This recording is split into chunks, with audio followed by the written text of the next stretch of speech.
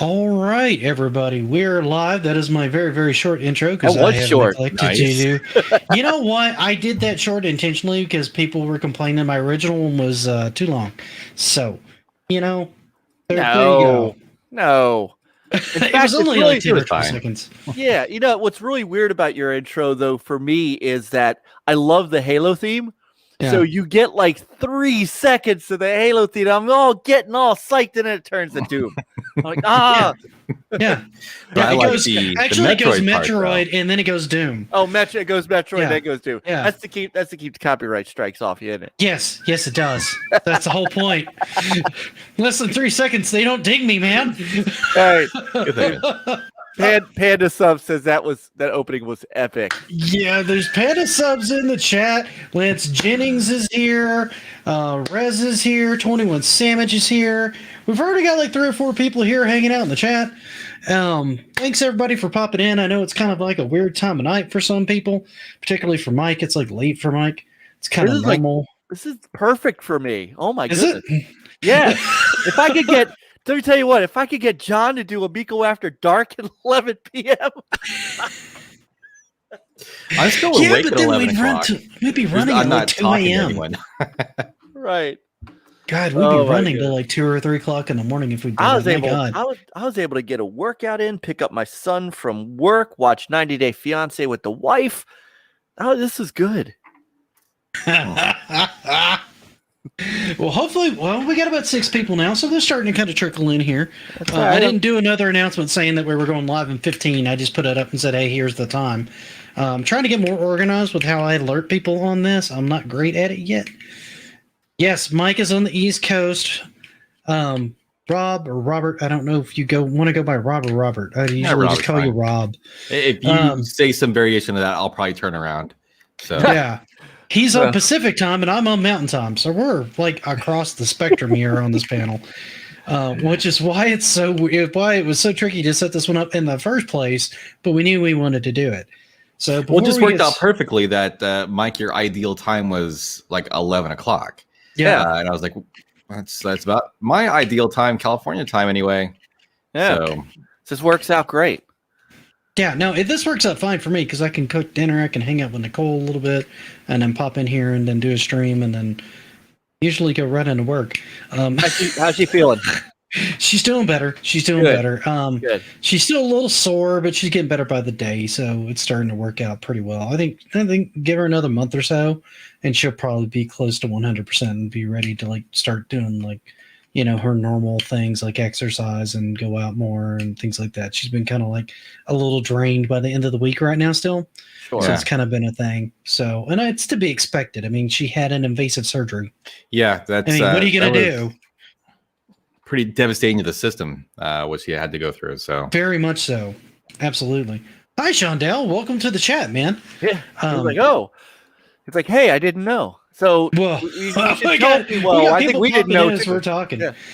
So I just tweeted it back out. So Oh, awesome. So we do have a couple topics tonight. I figured we'd go along and see what you guys have been doing, see what you kind of been into. Do you have anything going on your channel? What have you been doing this week? What did you do over the weekend? That kind of thing. Just kind of like, a catch-up thing before we got kicked off. I So I'd say then everybody went quiet. I was being polite. Wait for someone else to pick it up. But I'll be rude and I'll just go first. So this week, I've been playing our homework assignment, as I'm sure all of us did, and that's pretty much it. So I've just been kind of focusing on that. I got to my homework. Stop glaring. Mm-hmm. I just assuming we all did it because my parents taught me not to put off homework until the last minute. So I'm just assuming everyone was like that. But I don't know. Mike, what have you been up to? Well, other than once again playing my homework, I actually this weekend, a good friend of mine from another Gamers United Guild channel hooked our entire NLG crew up with Back for Blood early access open beta. So we got some of that in Saturday and Sunday night. For those of you who ever played Left 4 Dead and are have any bit like that, this is right up your alley. It's Turtle Beach Studios and the original Left 4 Dead developers. So That's cool. I mean, yeah, it's going to be really good. And if you have Game Pass, it's free. So I don't get why that game's been getting on Twitter. The game's getting all sorts of hate. I don't get it. I don't either. Like what I've seen, I mean, it's more Left 4 Dead. It's not like groundbreaking anything. No, it's past not Left 4 Dead. It's just more of the same thing that you enjoyed in the last 2 games, and that doesn't necessarily seem like a bad thing to me if you were a fan. And that, I think part of the problem is it's been so long since Left 4 Dead was out that there's a whole new set of fans that have never played Left 4 Dead, and all their knowledge of zombie games are either zombie modes in Call of Duty or Days Gone, and this game is not anywhere close to that. It is not open world. It is a point A to point B, kill everything in your path. That's what the game is. And I think a lot of people just they're not used to it. So I loved it. And with friends alone, alone, I think it's probably, and Left 4 Dead was like this too. Playing it by yourself, maybe not the best, but when you've got a good crew, like I did on Saturday and Sunday, and we had 4 people, and we were all playing. It was great. So yeah, no, that game is those types of games to me. You can play them solo, and they're okay. They're okay offline in a solo mode, but where they actually become fun and like a really good game is when you've got like 2 or 3 other people Yeah. And you're running through them. That's the kind of game that's what it was really designed around, I feel like, more than anything else. So we have a full chat here. We got Shondell, we got Lance, we got 21 Samage, we got Rez, we got Megadan's in here. Yeah. Panda Sub's in here. He's lurking for a little bit here. He was pretty active earlier. He's getting a little quiet. He's probably busy filming something. HCK was in here right around 6 o'clock. It's a little late for him. If he pops in, it won't be for too long. More Distracted showed up. Dude, I already cooked, man. I already had chicken katsu. I actually have a chance to eat before the stream. Jim's in here. We got all sorts of people. Gorge James is in here. So my weekend was actually kind of like, dude, Friday vaporized on me because almost as soon as I got out of work, I was immediately doing stuff with a friend. Oh, Retro Advisory Board is in here. Grab. And then Saturday, God, I don't even remember what happened Saturday. I think I ran errands all day on Saturday and tried to get something filmed for today, thinking, okay, we don't have a stream today. I'll go ahead and get a recorded video because it's been forever since I've got recorded videos out. I'm I got to get better about doing this.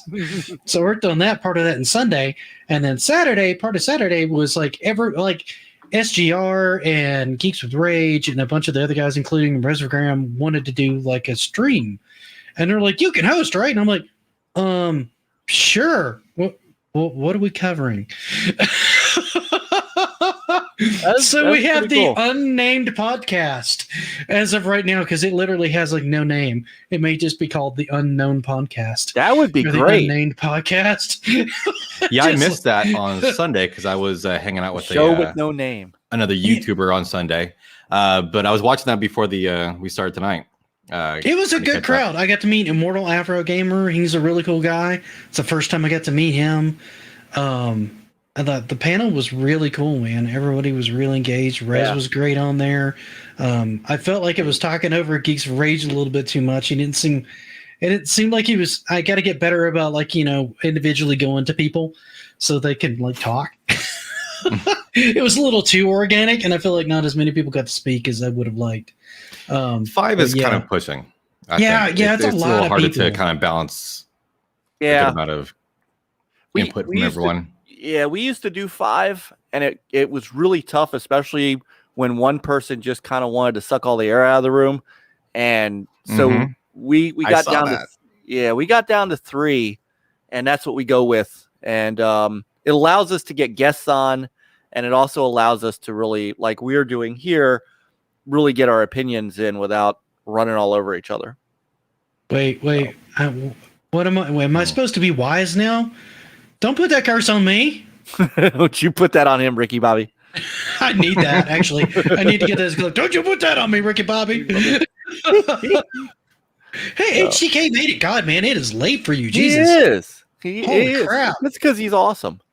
He was in there playing Back for Blood. We were having such a good time. Yeah, you guys were having a blast. I kind of wanted to jump in. I'm like, you know what? When it comes out, I'll see if I can work my way into like a couple of games. It is crossplay, so or you just get yourself an Xbox.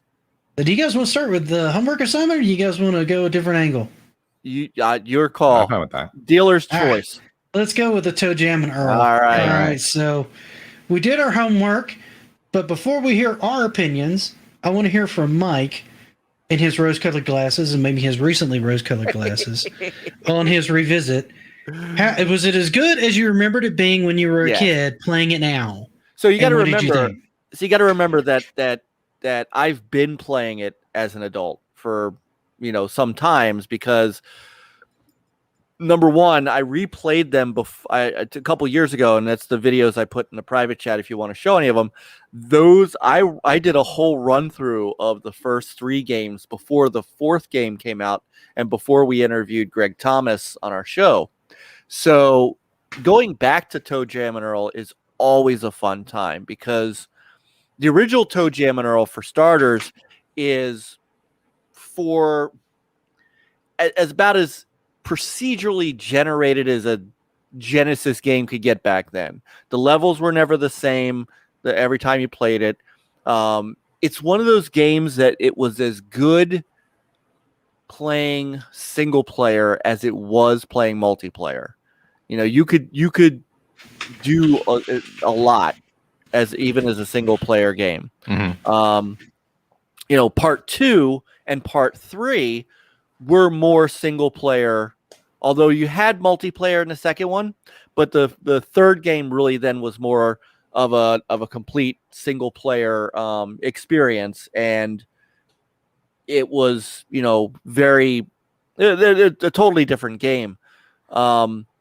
But these games for me have always held up well for 2 reasons. Number one, the game's fun factor and gameplay. Very simple to play, very easy to pick up, very easy to get moving on. And the soundtrack. I love that soundtrack. It is so funky, it's so crazy, and when we get to it, after you guys give your opinions and stuff, I have a neat story and something I'm going to look up and screen share for you if you're interested. But I'm pulling up your videos now and getting them paused so we can kick them up as we want. The straight up gameplay. Now these are, believe it or not, these are the Xbox versions of the game, the Sega Classics. So they're the Genesis versions, but they're played on an Xbox. But the games to me really hold up. Now the second game, and I don't know. This comment's so true. So it is absolutely, because Genesis was just where the weird was, right? Mm-hmm. The weird and the quirky for me. Like graphically, it doesn't hold up as well as the SNES to me, but it's got its own unique style, and that alone has made it held up over the years. Even though graphically, I don't think it. Even though technically, I think it had a better color palette, it never showed it. Right? No, not than the Super NES. The Super NES had a better color palette. The Super NES was able to do 256 colors on screen at once. The Genesis was only able to do 64. Okay, that explains some of it. I think it actually could do 256 if you used blast processing, but that was pretty. Don't get me started. I'm sorry. I've got story. I've read up on blast processing. It's amusing. I fell for that back in the day. I think we all fell for that back in the day. But looking at it, going, "Oh my god, you guys are such shysters." I love your console, but you're a shyster. Yeah, no. The games ran faster because it had a faster processor Yes, not because Well, the blast processing basically blasted all the pixels on the screen, so they actually could get they more buffered. colors than the Super NES, Yeah, but it no. crushed the CPU. Right. There's a reason. There's a reason that it did 64. Now, when they brought out the when they brought out the 32X, that was different. But no, even the Sega CD games were still 64 colors. The Sega CD added those things like sprite scaling and scaling and rotation and polygons and stuff, but it never added anything to the color palette. So continue on with your story. I'm sorry, I get lost in my little world of No. processing. So I'm curious, how far did you guys get? Did you just play the original, or did you try the second one as well? I specifically went for that. Was specifically intending anything that I put time into this time was going to be on the first one, because I wanted to give as much time as I could, which ended up being almost no time at all because I realized I was late on my homework assignment. But still, I do kind of want to try the other two. But my opinion on this one is we'll wait till you get to me. It's unique. Yeah. So, and that's the thing. You have to have a taste for the. First off, you have to have a taste for the weird, right? You have to. And not everybody gets it because it's not your standard. The first game is not your standard platformer. It was very different for the time, and you had to like it. Not everybody did. And so that's part of the reason that Sega wanted to change it for the second game. And then Sega went kind of back to the well a little bit and it made it 3D for the third game. So it wasn't highly acclaimed. But I mean, it just was different. It was just very different. And for Jim, who said, I only played the first and Back in the Groove for any significant amount of time, he understands how similar those are and why, Back in the Groove was really the game that they wanted to bring back kind of to the original and then just kind of add elements from the other games in it, but really make it feel like the first game. So I will always love the original ToeJam and Earl, no matter how many times I play it. It was not homework for me because I just truly enjoy the game, and it's a great game to just sit down and mindlessly play. No fetch quests, not much worry. You just play it. Yeah. So that's my spiel on ToeJam and Earl and why I still love it even today. I figured while we're talking, I'll have some of the gameplay from the first one that you were so kind to link us. Yeah, absolutely. All right, I'm gonna sit back and relax and let Nick and I hash it out. I was about to say, you got more time into this than I did because you were more on top of your homework. Do you want to go ahead and go first? Sure, I'll go first. So it's always kind of tricky going back to these older games, especially I think especially in the 90s era for Super Nintendo and Sega Genesis, because that I think they were just so ingrained in trying to be cool and topical and modern and hip that a lot of times it doesn't age well. I think that this is unpopular opinion, I'm sure, but I think Sonic Adventure. Oh god! A lot of these. Whoa! What? Sonic Adventure? The clips don't age well, dude.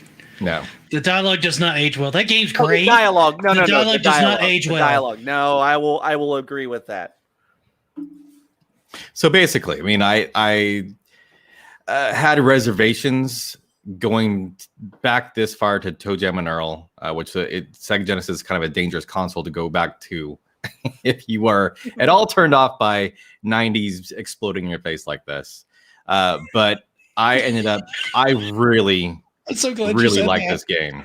I'm so glad you said that. We need to tag this. 90s exploding in your face. I love it. I It's used so a different perfectly word. phrased. I used a different word last time I described it. Is doing something else in your face is what it actually is. But I super love this game, and I've had this for years. I just have never played it. It just so happens that I also kind of like this style of game. It's a roguelike. It's pretty much exactly what I kind of imagined it would be. It's essentially a randomly generated dungeon crawler where literally every aspect of the game is randomized. So the items you get are randomized. So every playthrough is literally different. Unfortunately, that means that your success is largely just roll the dice. So it did take me a few times. I did beat the game, and it was totally satisfying. And it also is when you've beaten it, assuming that you liked it, when you've beaten it, it's a game that you can continue to beat because it's different every single time. You might actually get a playthrough where you don't have to go all the way to level 25 to get the 10th ship piece. I would think. You might actually eventually get that magic playthrough where it's like by level 11, you've gotten all the pieces. That'd be great. But chasing that might be fun. I had in the music was fantastic. That actually kind of kept me going. The humor all the way through it. The opening dialogue between ToeJam and Earl talking to us, the gamer. I don't know what it was, but in my head, I was actually hearing ToeJam's voice was Snoop Dogg to me when he was talking to me. That's how I heard his voice in my head. So I had a lot of fun with this, and this actually might be probably top 10 Genesis game material. I knew I liked you for a reason.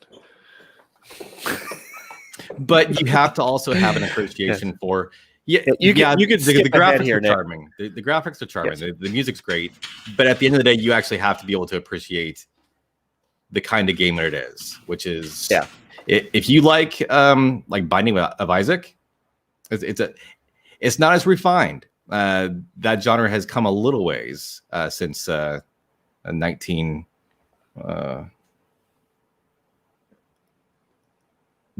something, 89. When did this release? It wasn't 89. 91. Yeah, 91. because Genesis, it was one of the first of the Genesis kind of second. It's kind of like that second wave of first run Genesis games. But I mean, if you like that kind of game at all, I would say that it does age better than you'd think. There are some frustrations, like it doesn't. It's not very snappy controlling. You could just see that with the way he's walking right there. Yeah, it is a little sluggish, but honestly, it's one of these things where, like, for every complaint you have with the game, there's some item you can get randomly, of course, that will kind of circumvent those frustrations. Now, some of the speed things are hit or miss, like use the rocket shoes at your own risk. Yeah. I was going to point out the rocket juice because I have a story about that when we get to it. But go ahead. It did. I actually had. Thank you very much, 6 Lady months ago. Foxfire. By the way, Maybe 6 months ago, I actually had the Switch version of Back in the Groove in my hands at Best Buy. I was like, I've never played this game, any of the series. I'm tempted to get it, and it was like $30. I decided not to get it. But now I actually do want to go out and get Back in the Groove specifically because I already listened to the soundtrack online, and it's fantastic. So I would thumbs up from me for ToeJam and Earl. nice. And Lady Foxfire is an awesome person, by the way. Just so you know, she is. I think this is the first time I've seen her on my streams. I'm very happy to have somebody new here, and even happier to have a new sub. That's fantastic. Yeah, I'm always happy to have new people hang out. Mine on this was my first thought when I booted this up and did like my first screen transition was, oh my god, Saved by the Bell vomited into my game. Like, what the hell am I looking at?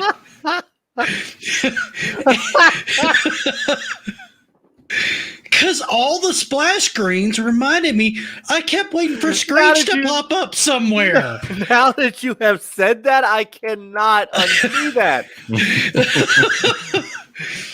It was the first thing that popped in my head, was like from watching Saved by the Bell as a kid.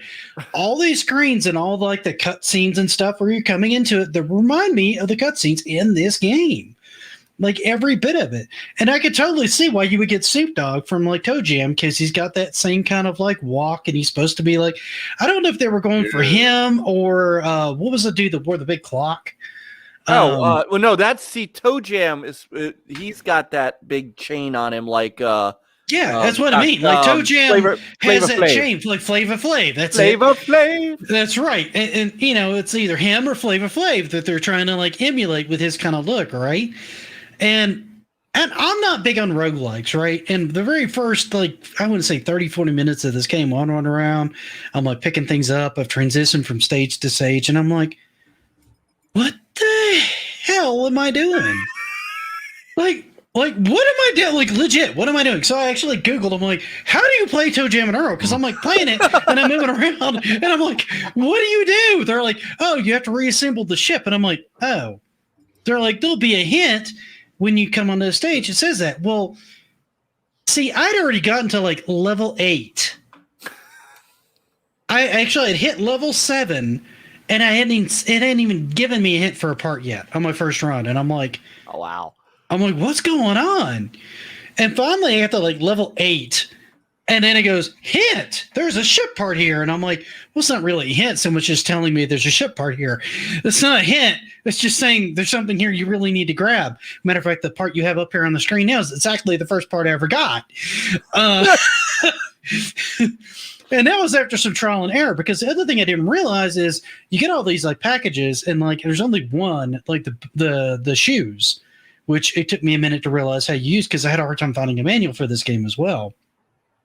So I figured out how to activate those. I'm like, great, now I can like run away from things. I can't really attack anything, not effectively anyway. I found a couple weapons later on, but most things are really like ineffectual. Like combat is not your jam in this game, right? No, it's generally just something to be avoided for the most part. And once you're kind of used to the movement patterns, on a lot of the things you can avoid. Now, the tornadoes I found to be a much bigger pill to deal with. And the hula hoop girls in the wrong spot are a nightmare, because I got stuck a couple times and just got repeatedly hit to death. Because I got paused and like there were 2 or 3 guys around, and they just wailed on me to death, right? And that was the end of that. So there's a lot of you just kind of have to like suck it up with this game and just understand that that's how it is, and that's the kind of game it is, right? You're not always going to have a good run on it. And I knew that from having watched, like, I want to say it was James and Mike Mondays, because this never popped up on like Angry Video Game Nerd, because it's legit. It's not a broken or a bad game. And to the movement, I never felt that the movement was sluggish. I felt it was intentionally designed this way. Like, I felt the whole time like they're supposed to have this kind of chill sort of walk, right? Like, It doesn't matter what I'm into. Like his whole gait, like ToeJam's whole gait is just like, yep. I own the room. Yep. The whole time he's, walking through. And even when he stops, he's just kind of like, bouncing back and forth a little bit. Reminds me of like a little bit of like Jet Set Radio in that way, right? Before Jet Set Radio was a thing. So I can't say I loved my first stint with it. My second playthrough was a little better, because I did end up dying and having to restart. And I ended up with like 2 parts by like stage 4. And I'm like, oh my God, this is totally different. And that's when it dawned on me that this game is just ultra random. And I'm like, that can be good or that can be terrible for the player, right? Like, there's no consistency to anything in this. Even the presents, even once you know what they are, when you pick them up, I think even those are randomized. Like the packages, like the contents of each type of package can be different from run to run. Yeah. So you just have to learn that from run to run. And how do you do that? You open one up and you take a crapshoot on it. It may kill you. I literally opened one up at full health and it killed me. That's like no joke. It's after failing a couple times, I started actually kind of developing like a strategy where I'll spend the first 2 worlds opening up every present I find, because it's not once you actually get that, because the hard part is actually opening them up and then learning what they are. Because once you've seen what's inside each box, it's now in your inventory every time, and it's labeled every time you pick it up. So now you can kind of cycle through them. So it's worth actually spending a death to learn those up. They're not always good presents. No, right? Because there's a couple that had like lightning storms that hit me, and there was one that just like electrocuted me to death instantly. Or one where you are just read a book and you go to sleep. That's the only. Now this effect right here, what does that mean? It means you've leveled up. Oh, is that what that means? Yeah. Okay. Yeah. And then your life bar gets a little longer. And then every 3 level ups, then you get an extra life at 3 points. And if you notice, he's walking a little faster, so you do gain some speed too. If you notice now, he's not as slow as he was when he got up there. Yeah, I'm noticing it a little bit now. I wasn't when I was playing it initially. By the way, that hula hoop animation is freaking adorable. That animation of him, frustrating to get stuck in it, but it's super cute to watch. Yes. His eyes go all chill as he's doing it. Well, and I got too close to her one time, and he actually went hubba hubba, which I thought was kind of funny. I always preferred ToeJam over Earl. I never played as Earl. I ran Earl my second run through, and I just like the movement on ToeJam a little better. Yeah. Just a personal preference. They move at the same speed, realistically. Earl just feels slower. But Earl, I believe, starts with the longer hit bar, I think. A longer life bar. That's what the manual says. So I never actually put that fast. Oh, and I fell down. Now this is the cool thing, is that falling off the world doesn't necessarily mean you're dead. It just and then there's unfall items, which I didn't understand what that was the first couple times I used it, and then it dawned on me when I fell off one world and down a level. I went, wait a minute, let me try this now. Mm-hmm. Oh, that's what that does. Because when you use it and you haven't fallen, it just makes you bounce up and down a little bit. I'm like, well, what's the use in that? I don't understand.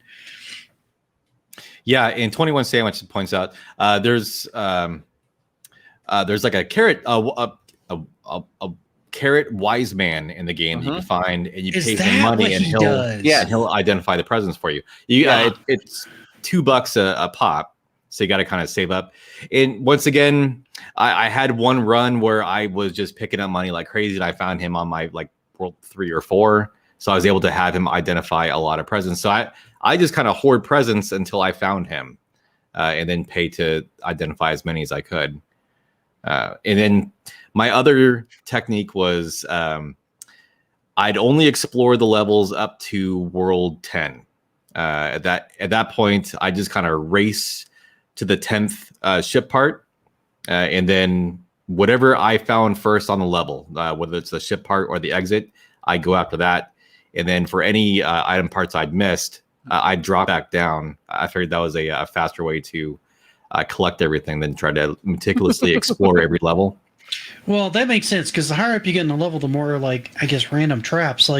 Even those little mailboxes where you could mail order items. Yeah, the mimics. Yes, and then I kept running into tons of those shadow guys.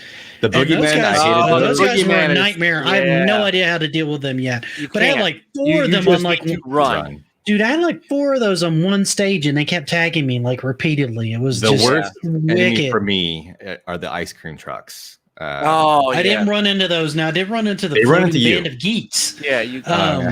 See, the ice cream trucks are just like the band of geeks, only faster. Okay, you can't outrun them unless you have rocket shoes or something like that. God, the rocket shoes or the high top.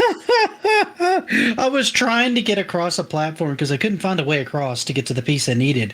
Unlike stage 8, I just literally could not find a path. And I got this idea of okay, here's what I'm going to do. I've got a pair of rocket boots. I've used one pair. I've got a second pair. What I'm going to do is I'm going to try to launch across this thing. And the first time I used the rocket boots was just awful. It was the worst control experience I've had in a game in a long time. And I know that's the intent. So I'm not knocking the game for it. I don't think I am. It's intended to be very difficult to control. So you have to aim them before you use them, which I didn't realize when I first used them. I thought they'd be more controllable. I thought, okay, I'll go find out a second pair, and then I'll come up. And I got another pair, and it came up on one of those digger guys that shakes you down for presents, got a hold of me, and stole that from me. And I wasted the rest of that. I wasted a ton of time trying to find another item to close this gap because I had to jump across a gap, it looked like, to get there. Eventually, I found a path that you could walk through that would form because they have random paths that form.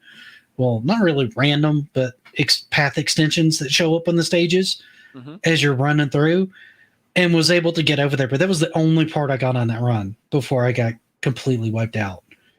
It was a tough first run for me on the game, man. It was not pleasant.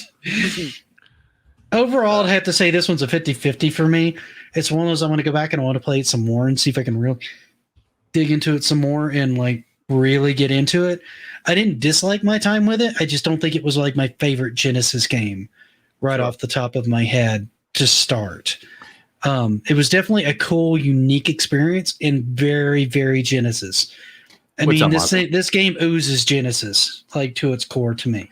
This is what Genesis was about. I was kind of hoping that you and I would have a different opinion, just because it just is more interesting when not everyone agrees. But yeah, so my experience was a touch on the opposite side. This is a game that I will continue to play, and I will definitely. I'll at least go after Back in the Groove because you'll like it. If you yeah, like this, I mean, like I don't Panic on Funkatron. I don't really like. Now that I've already liked this game, I don't want to just do a side scroller now. No, that's fair. That's fair. And Nick, you might have a better time. Yeah, I didn't make it across.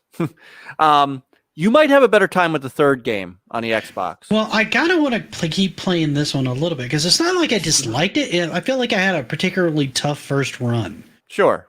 Because I was about halfway through the stages from what you guys are describing. I made it to like 8 or 9 and found one ship part. And that was the only one that ever alerted me of. And that's why I didn't even know what was going on in the game because it was never telling me there were ship parts. So on my second run, there were like 2 ship parts before I ever even got to stage 6. And I'm like, okay, this is moving a little bit better. And I was starting to get more familiar with the items as I used them, right? So a lot of this is just trial and error, right? Like, the mods don't change. The layout of the stage changes. The layout of the stage changing doesn't bother me so long as you can figure out what you need to do with the guys. Now, the main complaint that I'd have, if I have any major complaint on this, other than the tempo being a little weird that I just need to get used to, is sneaking doesn't seem to be very useful. By the time I realized I could sneak on something, it was already awake. I'd already woke it up.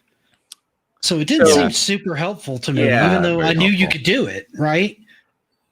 You have to be farther. So when you're sneaking across like the sleeping devils, you have to start almost when you see them. That's just it. Sometimes I would see the Z and I wouldn't see anything else, and then they'd be awake. So I'd already woken them up by the time I even knew that they were in my field of vision, right? And that was the problem I was having with the stealth in the game. Otherwise, I would have used it to get past them because I got it made sense that they were asleep. You could just sneak past them, no big deal. And these little guys. Oh, the cherubs. I hate those guys. Anytime you reverse my controls, I'm not a happy camper. Oh my goodness, well, that's a terrible punishment for me. I'd rather hula dance. Oh. There were a couple times I almost killed myself trying to figure out where they map my controls because they don't always remap them the same way. It randomizes them. Right. Yeah. Which is brilliant, but awful. Yeah. HTK had it right. Well, maybe he had it partially right. So he said in the chat, he said, I think you have to be on acid to understand this game. You can't convince me that the folks that developed it weren't on acid. Yeah, no, somebody was having, and this goes back to, and I've said this a ton of times, games like this, unless it was an indie developer, would not be made today for the most part. In the 90s, random stuff like this worked because people were trying out new formats. and new genres all the time because they had to find something unique to pull people to the console because you got 9 consoles out, right? So you got to understand, you got to bring the weird and you got to bring the quirky because honestly, that's kind of, people had tons of platformers. They had tons of like action shoot 'em games and shmups and stuff like that because those were the main genres we had at the time. They weren't niche around that time. Those were commonplace. What you didn't have is stuff like this everywhere. This was one of those that if you liked this game, it was a console seller. Yeah. Like, I can look at it and play it and go, for the right crowd, this would sell consoles all day long. There's another. I'm going to put another link in the chat. There's a video I want you to show because what we haven't touched on is the multiplayer, and I did actually get a chance to play this multiplayer online on the Xbox. It was actually the cool thing that Sega did with their Sega Classics on the Xbox, and I'm quite sure they did this on the PS4 as well. Was you can do. Obviously, this was in 1991, a couch co-op game. But thanks to Xbox Live, I'm sure PlayStation Network, you could do that online.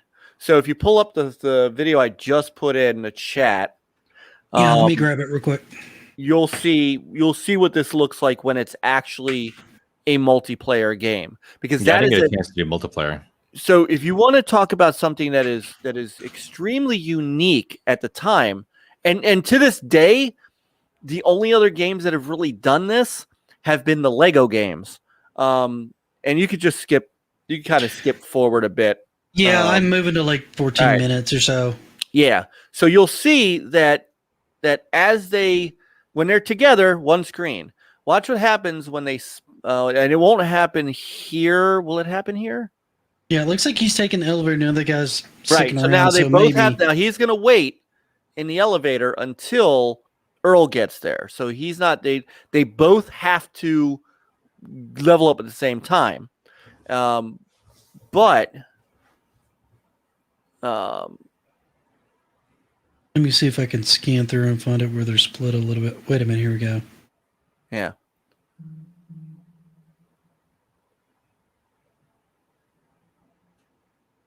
Oh, here we go.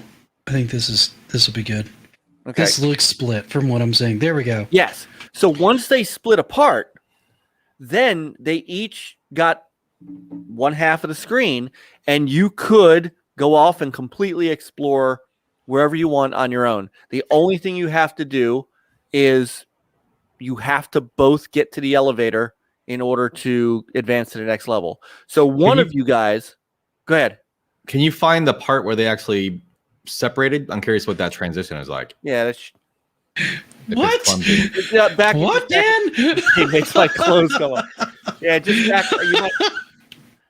Yeah, just Dan's just he's just always naked. So yeah, and this is yeah. Back this the is video up a little bit to right before they split, so he could see the he wanted to see the transition. Yeah, hold on. Here's the elevator part where they come up, and we can let it ride for a little bit. Okay. Oh, they talk to each other in the way. That's hilarious. Yeah. Oh yeah, they talk to each other while they're in the elevator. So and if you want to for later on, I'm putting in the chat. There you go. So it just kind of just pops. Okay. Yeah, it's a pretty quick. That's actually kind of a neat transition. I kind of like that. Yeah. The last video I just put in the chat there is Back in the Groove.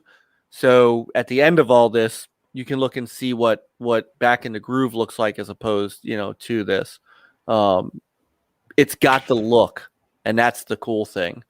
And got the look. Yeah. Oh, I think I was stuck here. Oh no, I got by him. So, but this was playable online on the Xbox, and I was like, oh yeah, we got to do this. And I will if anybody else has this and wants to play, and you have, I don't think this is crossplay. I think you can still buy this, can't you? Oh yeah, it's in the Xbox store, Sega Classics. Yeah. Okay. I was about to say because it should be like Xbox One, maybe Series. Yes, it's Xbox One. It's the whole Xbox family. I can play this. Okay. I have not tried this on a Series X, but you can certainly play it. There was a little bit of a internet lag there, but I believe that the Sega Classics gives you 1 and 2. Okay. So you get Panic on Funkatron as well.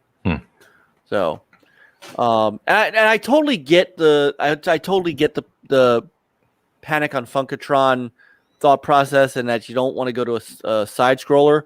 But I thought that they did a good job of making it a unique side scroller too. So it wasn't just a straight up side scroller. There was a lot of element to it. So it's really neat. I wish to have friends. Christ in Spanish. Oh my goodness! I gotta pay attention to the chat too. We're gonna have to do. I feel like we're probably gonna have to do like a stream night. I've been talking about doing like a fighting game night or just a stream night, something where people can pop in and play and stuff like that. Probably on the weekend when I have time, so I could just kind of run it throughout parts of the day, and people who want to pop in can pop in on weekends where I have time. I'll be right back, guys. Vamp for me. Okay. Sure. Oh yeah, I can do that. Hold on. Do we have to do? I feel like it's Jet Set Radio. We need to like groove. We stood still too long. See,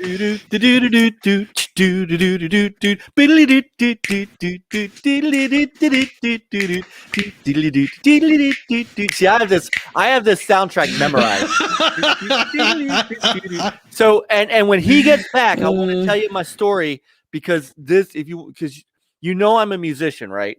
You know, I do music. Yes. I have, and it's one of the things that drew me to Tommy Tallarico was his music. But I have to show you this.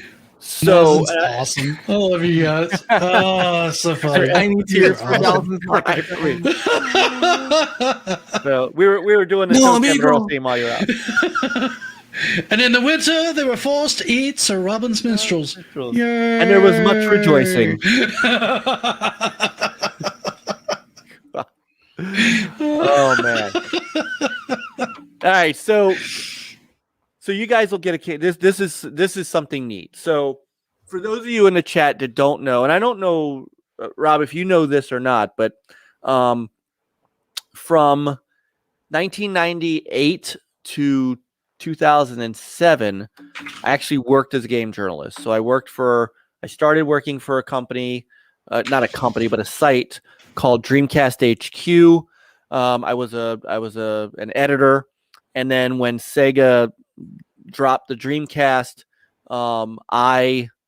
so this is back in the groove, by the way.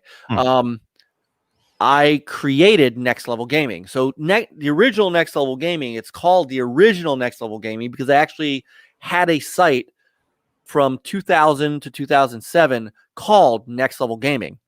And the really cool thing is I got to do so many neat things. So when ToeJam and Earl 3 came out, it came out on the Xbox. And I still have it to this day. I will always have it. This is an awesome game. But as you can see you can't see it from the back, but it went 3D. So it was a 3D over the shoulder, total change of pace, total everything. I was gonna say, if you want to show the box, I've got you full screen now. So all right, so you want to like share that box? It actually, what was neat about this game was there was the cutscenes in this game. They added a third character. So you can see they added it's hard to see because it's got a glare on it, but they added a third character. It was a total 3D game. The third link that I put in the chat is this game, and this was also back, by the way, when you had giant manuals. So actual paper manual. That's crazy. Actual paper manual. Later, And Jim. so- Thanks for popping in, by the way. See you, Jim. Yeah, see you, Jim. Well, hold on you got to see this. Yeah, Hold Jim, on. Yeah, wait. don't go just yet. So you had ToeJam, Earl, and Letitia. So these were your three characters. So long story short, I reviewed this game in 2003, and I actually rated this higher than anybody else on the planet. Like everybody else was like, it was like, it's a D, it's a 6, it's a 7. I gave it a 90 out of 100. So I sent that and here, let me share my screen real quick. This is if anybody wants to go and see this on archive.org, we have, I don't know if you have to show it or not. There you go. On archive.org, they have captured like 600 or 700 pages of our site. It's amazing for me to go back and look at this again. So I did this review for ToeJam and Earl 3 and gave it a 90. My Sega rep caught that and said, "Thank you so much." He's like, not only is it a great score, but you actually explained more about the game than any of the other reviews that you ever had. He said, "What, is there anything I could do for you? Is there anything that I could do for you?" Right? And I said, there's one thing that I've never been able to really get, and that's the theme song that one we were just humming earlier. Dun, dun, dun, dun, dun, dun, dun, dun, and I'm like, I would love to get like a chord chart of that so I could play it on my keyboard. So a couple of, let's see, when did I get this? In November of 2002, wow. I got an email from Burke T. Now, Burke T was not the original composer, but Greg Thomas got him to do the music for the third game. He sent me this email that said, I've never actually sat down and roughly charted this out, but he charted the song out for me. Oh, right on. And I have the actual chords to the ToeJam and Earl theme. And I have kept this forever. Here we go. There's one thing you might be able to do for me. You wouldn't happen to have a chord chart for the theme, do you? I know who might be able to write the chords. I have this beautiful clavinova with the perfect beat for it. I have the melody, but can't figure the short. And Shot in the Dark. And that's what I sent to my Sega rep. And sure enough, this dude emailed me and I showed this to Greg when we interviewed him. He was like, "This is really cool. This is like one of the things that I really got out of Next Level Gaming was these little things, these memories. And now I've got the actual music to the theme song.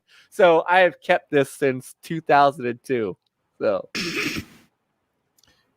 and then the actual, So, that was just so, that's awesome. So neat. So anyway, so that's my story. That's my ToeJam and Earl story. But when the Sega wanted to change the second game because of exactly some of the things, Nick, that you were like, what the hell am I playing?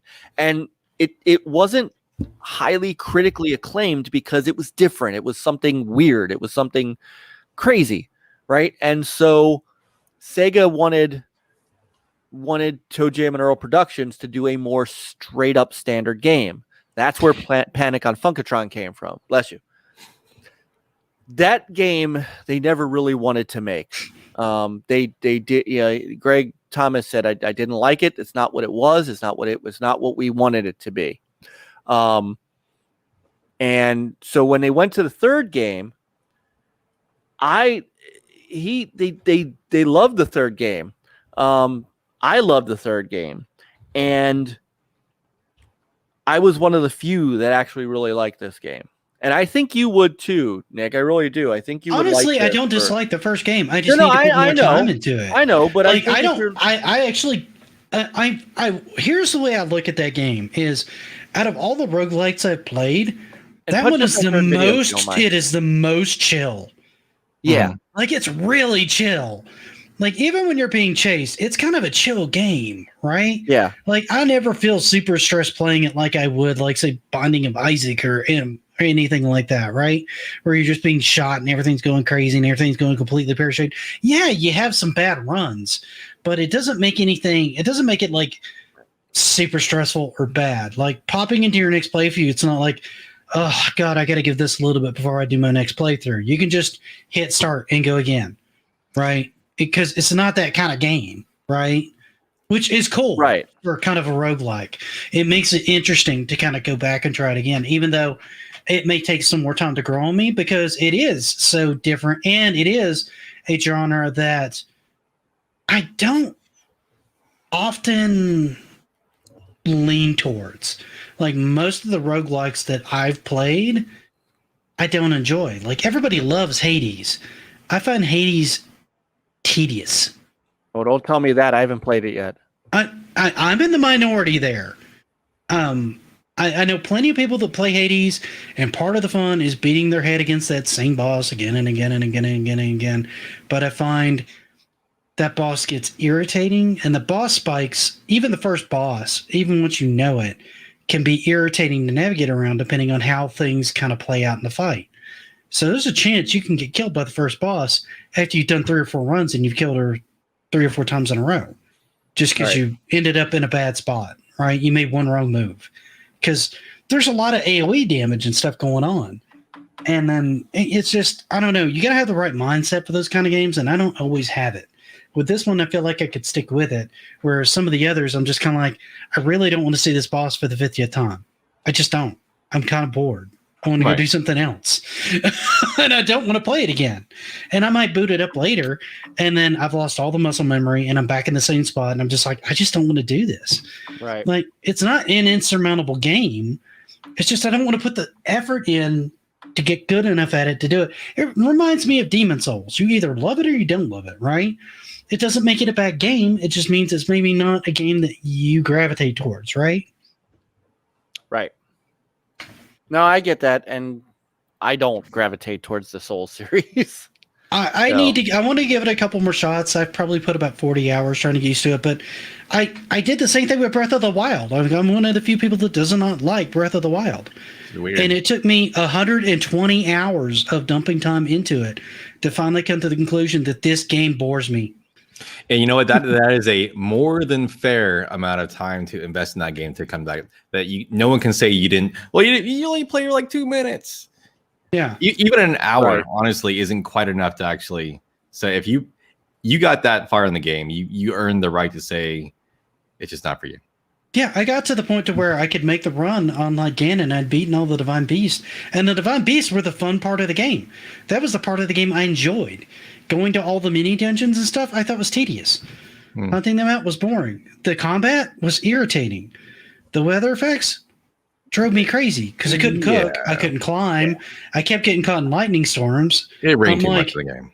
I'm like the weather dictates too much of what I can do in this game. Like it completely dominates the game. Like, and every time I booted it up, I'm like, oh look, a rainstorm. And the funniest thing I ran into in that game in particular, like no shit, every time I booted it up, I was in a rainstorm constantly. I'd play for like an hour, and I'd teleport from area to area, and I'd move from rainstorm to rainstorm. And the most messed up part that we ran into, we were trying to get to one little mini temple, me and a buddy, because I tried it with him, and I didn't say a word when we started playing it because I didn't want to influence his opinion on it at all. I'm like, I'm going to see if, because me and him have a similar opinion on games, I want to see if he comes to the same conclusion. And we played it, and the breaking point for me was there was a temple that was halfway up this escarpment that we had to go up. Halfway up, it went from a sunny day to a rainstorm, and it literally stopped raining halfway up. Halfway up a cliffside, there's no more rain, guys. Like it vaporizes. And so you would slide, and you would slide, and you would slide. And it took us like 40 minutes to finally get there because it didn't stop raining the whole time in that section. And we finally got in there, and I'm like, I finally broke and said that was the worst experience I've had in this game since I started playing it, ever. And he's like, I don't want to play this anymore. And I'm like, okay, that's fair. I got it. That's fair.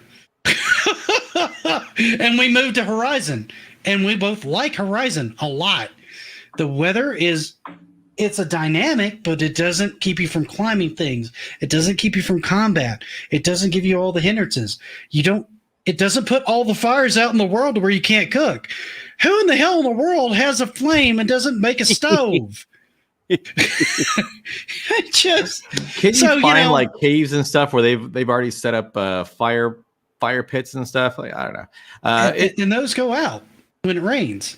In a cave? Oh, well, not in a cave, but all the ones in the town go out. Like every town I was in, they would all go out when it rained. And I'm like, are you kidding me right now? I can't even make food. That's totally one of those your experience may differ games. Yeah. Just because those are valid complaints, and those were frustrating to me. Mainly the climbing. I didn't really cook a lot in that game, but yeah, it did stand out to me how much it rained in the game. They could have dialed that back, maybe even 20%, and it would have been more tolerable, I think. Yeah. So right. So that was my experience. But let's go ahead and move on to like topic 2. I knew topic 1 would take us a long time, and we may only do like. I didn't think we talked for an hour on ToeJam. I thought that would be like a 15-minute discussion. I'm so not happy. I'm not surprised. I'm so happy.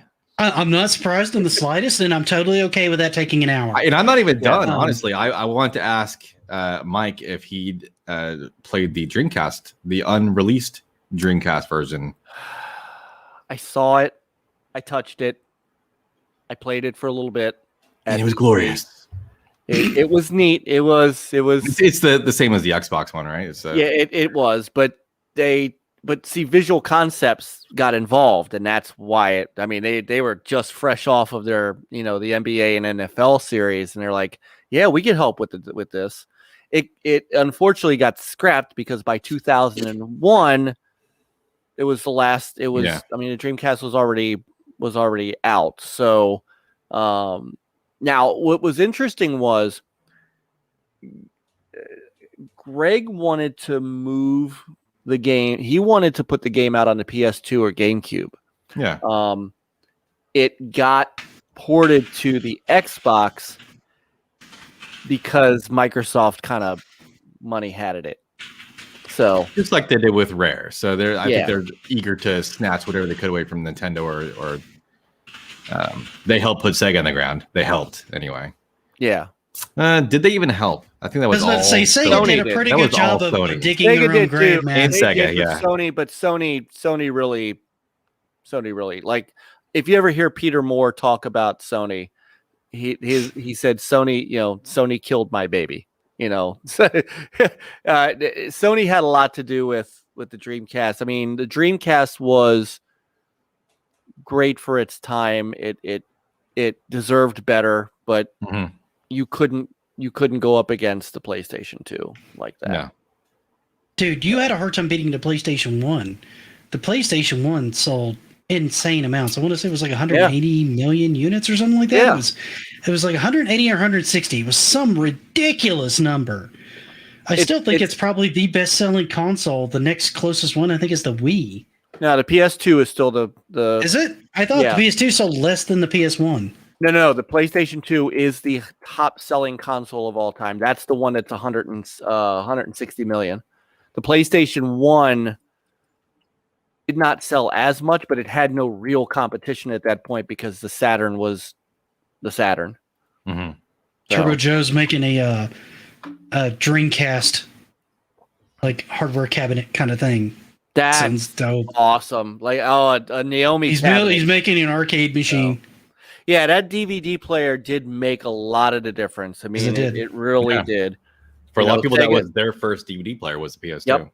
And honestly, I'm in the same boat. The Dreamcast, as much as I get back, and there's fewer games that I kind of want to go back and just have to play more and more often on it, it still is probably like one of my like favorite consoles of all time. It is my favorite console of all time. It's an absolutely 100% beautiful console. And will always have the greatest launch lineup of any console on the planet, and it has never been.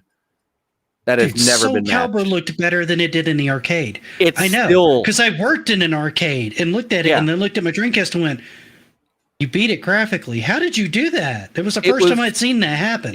It was really the first time beyond the Neo Geo where you saw arcade hardware in a console. That Naomi board was as close. They were so very close in spec that they were able to do that. And We could have a whole show on the Dreamcast. Oh Dude, my we God. could have a whole show on like Sega or Dreamcast, and I'm totally happy doing that, dude. Yes. Like the All right. fall of Sega, the rise and fall of Sega is like a favorite Okay. topic of mine because it's just I know. it's and me such too. a mess, but it's so much fun to talk about. All right. I'm taking notes as I said I would. For topic. MVC2 is probably one of my favorite fighters of all time. I am abysmal at it now. Turbo I Joe love knows that what's game. up. I love that game, man. That's my brother Joe right there. He knows what's up. That's an awesome game. He knows what's up. Has some amazing. I mean, Dreamcast just had so many amazing games. Dreamcast had great fighters, period. Techromancer was amazing. Soul Calibur was amazing. The Street Fighter series was amazing on it. Man, Ready to Rumble? Ready to Rumble was on there. You had and Virtua Fighter 3 TB. Team Battle. Yeah, and then you had the MK Gold on there, which had about the best version of MK Gold on there. Was the best version of it. There were just some phenomenal games out there. Yeah, there was Power Stone.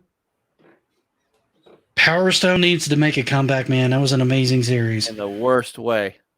So let's try one more topic tonight because we've gone over an hour kind of on ToeJam and Earl, which I'm totally cool with, by the way, for the record. This is awesome, guys. So topic was we got 2 other topics, and I'm not going to tell the audience the other one because I figure we'll cover it at a later day. Yeah. You guys know what they are, so you pick. The first one. The first one. Yeah. This one? How are we supposed to tell you what topic we want? Without telling we could what can we actually get into in half an hour? We'll just go over the other one. Nobody's going to remember this anyway. There you We'll go over this one. All right, gaming range. All right. Because this one is a little bit more condensed. Honestly, I want to do a long video on the first one. And I've been meaning to do it for a long time, and I keep putting it off, and I need to just sit down and start writing it up because I just watching handhelds evolve over the years is amazing to me. But so I did bring up a couple articles on this, and I know I sent them to you guys. We'll pull a few of them up, but the first thing I want to pull up is the statistics here and I don't know if you guys can see this okay or not on your screen. Tell you what, I'll go in and I'll pull it up. I'll pull it up on my screen. But this is roughly for the audience that's looking, if you can see it or if you can't, the average age range of gamers currently. And this kind of ties back into Sega and everything else that we've got too. Now, only 21% of gamers are under the age of 18. 38% are 18 to 34. Now, that's a big age range already. Which means you've already got people with their own kids, their own families, their own careers. They're still heavily in the gaming market. Then it starts to taper off a little bit at age 34 to 54, but it's still 26% of the market. Right. Mm-hmm. It seems like it's weird that it seems like it's off. I think this is old. This says it was 2021. Well, it says 2020. But I think it's a little, this is for the says previous 2020. year.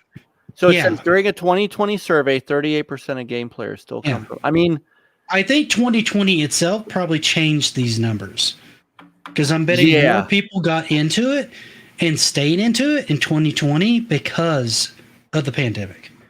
Absolutely.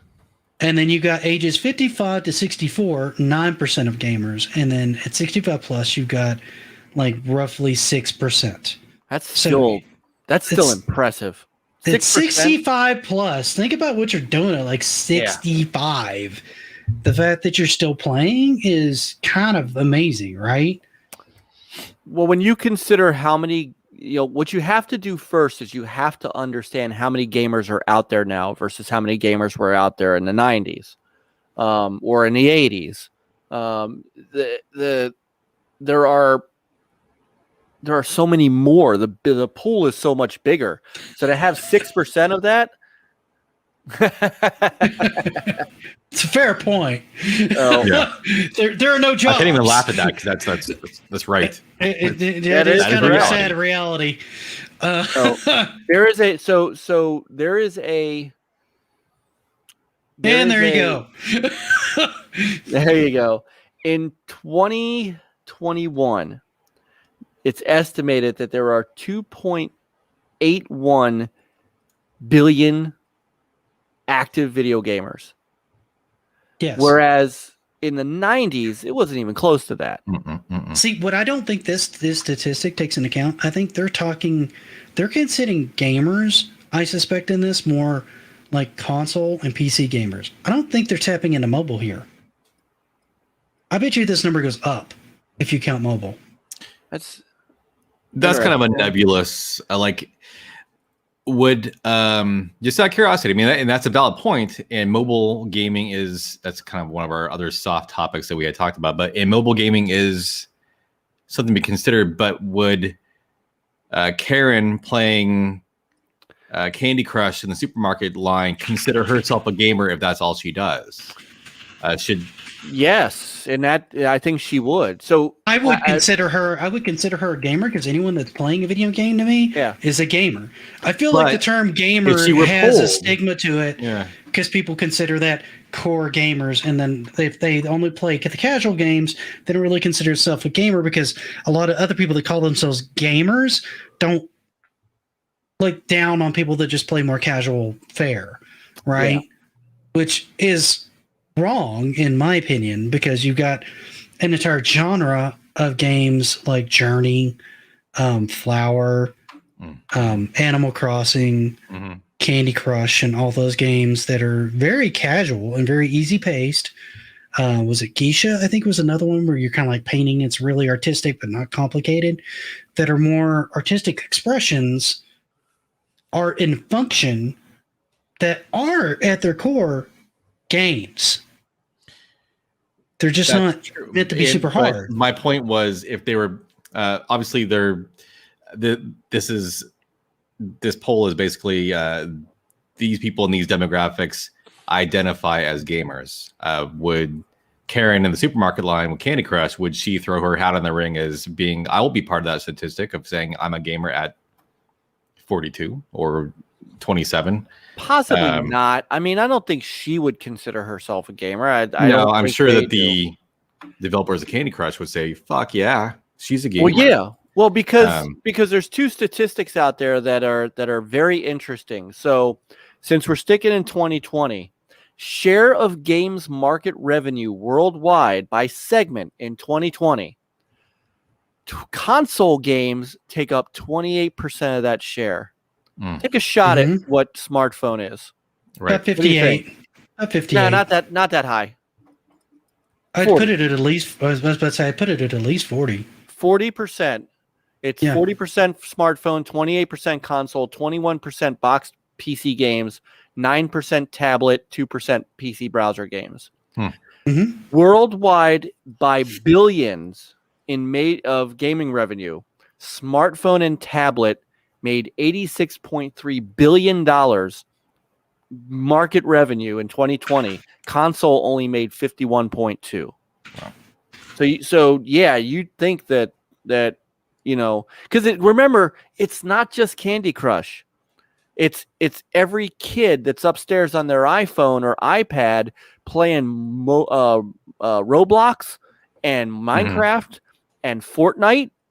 And Call of Duty, and PUBG. All these. Why do you think all of these major developers and publishers are going out of their way to make mobile versions of their games? Yeah, it's true. So, I mean, you can't bring his melted brightness. I'll be honest. As much as everybody likes to down on the mobile market, how they can do this, but they can't do this, right? That's fine. But what a lot of people ignore is China. And China plays almost exclusively mobile and handheld games because it's not regulated by their government on how much time they can play. So they have a huge investment in mobile gaming. Oh, good. You pulled up that site. Yes. So, I saw your link, so I pulled it up. Slide up. Slide down a little bit. Okay. You're going to see market. You're going to see, where is it? It's the number of video gamers worldwide per region in 2020. this is gonna back your point up. You might, let's see, number of game. Well, there you go. Number of that one gamers too. trying 2010 to 21 to 2020.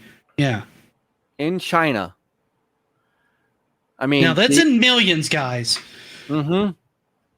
In 2010, 196. Now it's 665 million people. And when you're wondering why there's going to be a Diablo Immortal, why there's a Contra mobile game now, why Roblox is doing so well, while Fortnite is doing well, while PUBG is doing so well, it's because of this market. And why Tencent is investing in all of these companies. Yes. Tencent owns pretty much almost every development studio when it really boils down to it. They have their hands in so many things. And Tencent's a Chinese company, by the way. Mm-hmm. So they have a heavy say in what goes on. They made their money, honestly, investing in Epic. And once they started investing in that, they started going after a bunch of other, not buying any. I mean, they own Riot Games, but they don't. They have. So here's what they have ownership stake in. Tencent owns Riot, Funcom, Leo, and Shark Mob.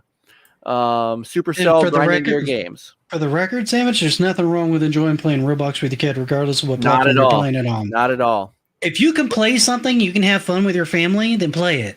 Yeah. Yep. But let me tell you the number. Listen to this. This is very not scary, but this is very. You should take note of this. The amount of companies that Tencent has some stock in, 40% of Epic Games, they are this close to being the major shareholder. To owning Epic. They are this close. Don't Nod.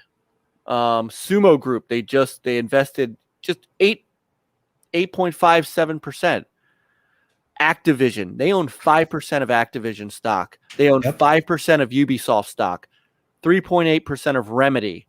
They have, and they continue to do those. So it's it's like that.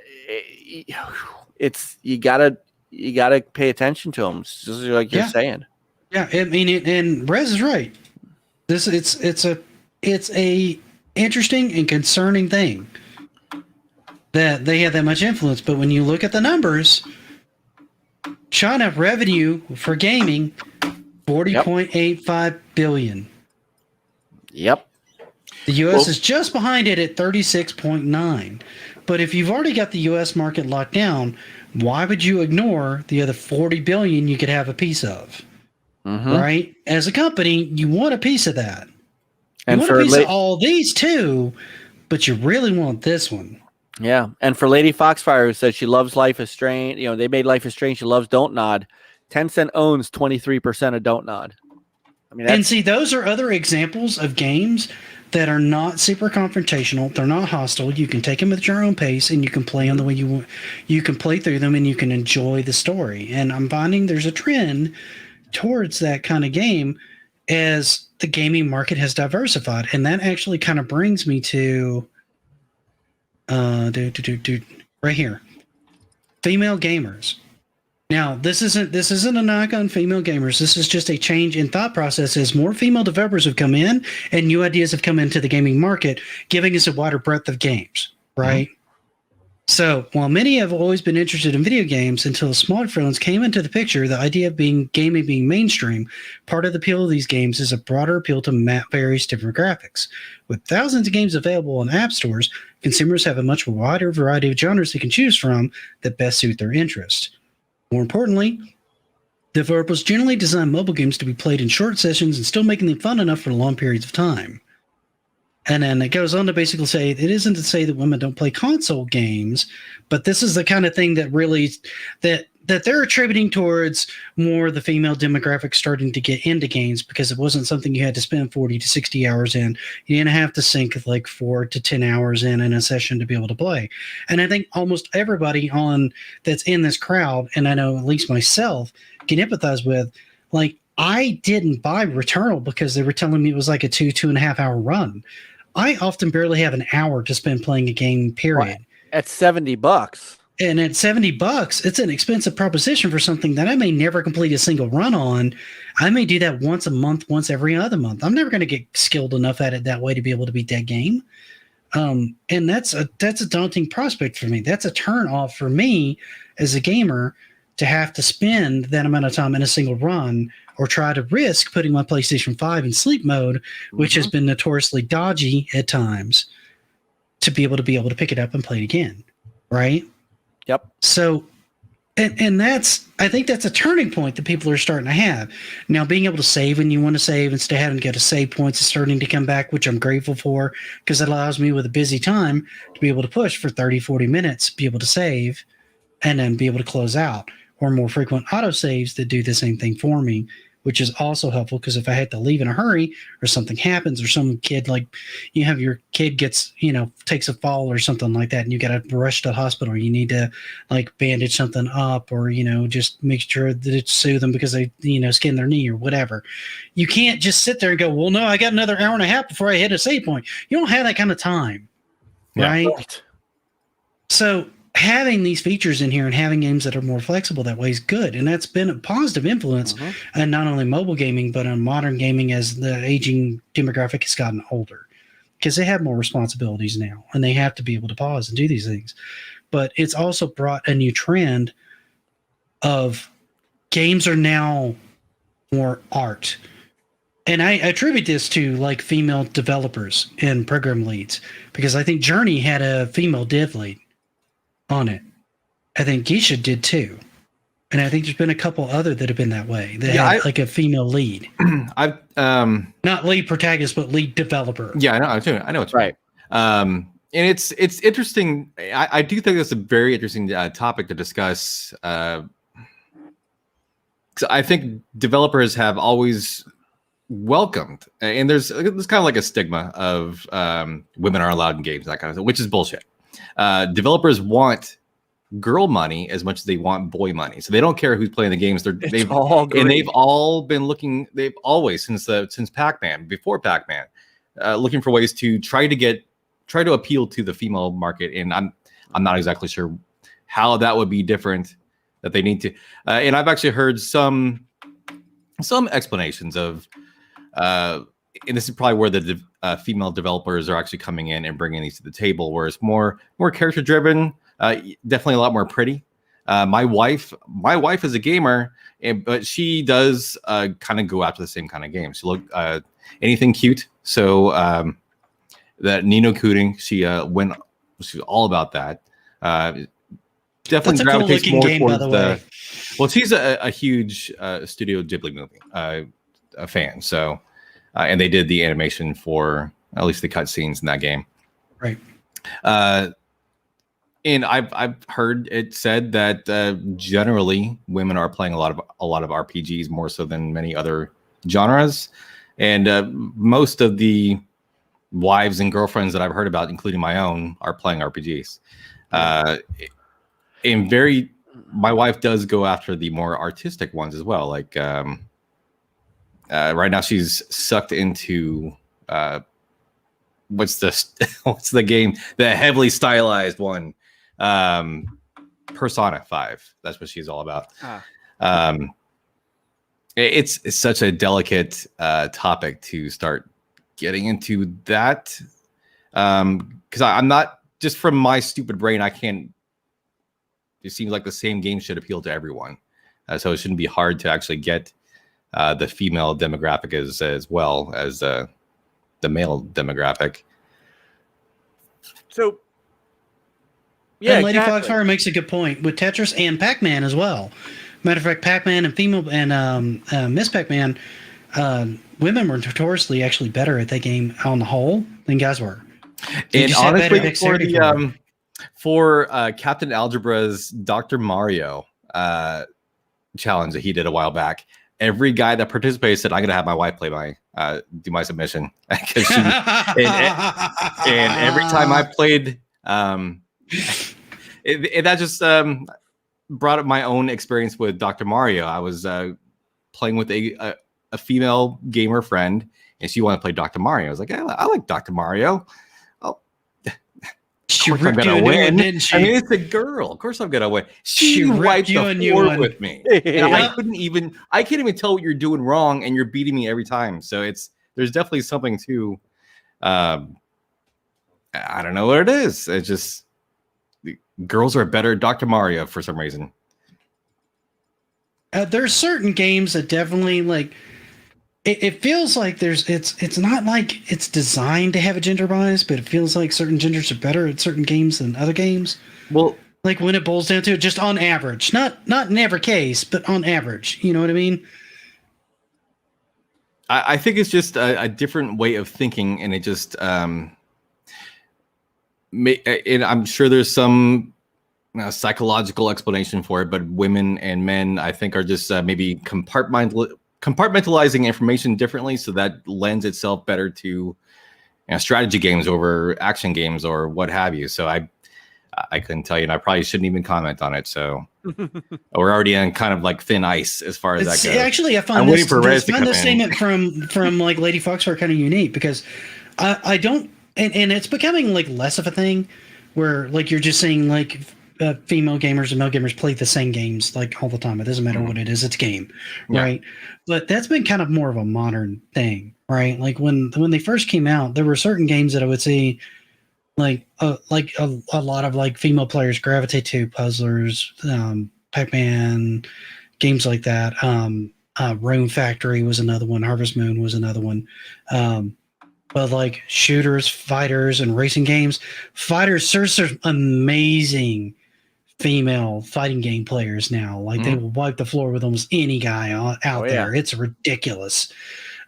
Shooters are another one. You're starting to see like a bunch of women like really pop up in FPS, and that really cheeses guys off to an extent, which I find funny. Why? Because there's nothing. Yeah, why are you getting upset with that? You're part of the problem if you're getting that upset about it. So there's nothing there's nothing out there other than practice and hand-eye coordination that limits you in those kind of things. It's like saying, well, a girl can't beat a guy at billiards. Yeah, of course she can. Yeah. There's no strength factor here. This is all technique and skill, right? This is a complete technique and skill game. There's no like musculature that you have that gives you any kind of like advantage or anything like that. This is a level playing field. This is just how good are you at this game, right? Right. It's a totally level playing field. And that's actually kind of what I like about video games, is it makes it to where it's a non-gender specific thing. You don't need a men's and a women's team. You just have a team. The best person who's the best for that role on the team should be on the team. Doesn't matter what the gender is. And I think that's actually kind of brilliant. There's several sports that are that way too, because, like billiards and stuff like that don't need like a disparity between male and female gender, because there's no, like, for example, of times where I didn't want to have like women in the same sport I was in wrestling, but that was because I was having to compete against them. And I'm like, okay, as a guy, there's certain places I'm not supposed to touch that I can't avoid when I'm in a wrestling match, right? Yeah. And it's awkward for the guy. And I knew several guys that just like, no, you're telling me I have to do this, and I'm not going to do this. I was told I was not supposed to do this, and I'm not going to. And they forfeited multiple matches for that reason. And that's why I thought they should have like, women's division and a men's division, just because of stuff like that. Not that the women aren't physically capable of wrestling. They're perfectly fine. I've seen some women wrestlers in pro wrestling that I don't even want to go anywhere near. They'll kick my ass. That's the Blanchard, No, but video gaming is something totally different. And yes. I mean, I'll be honest with you. I've come across all kinds of gamers. There are some fantastic female gamers that I'm very good friends with.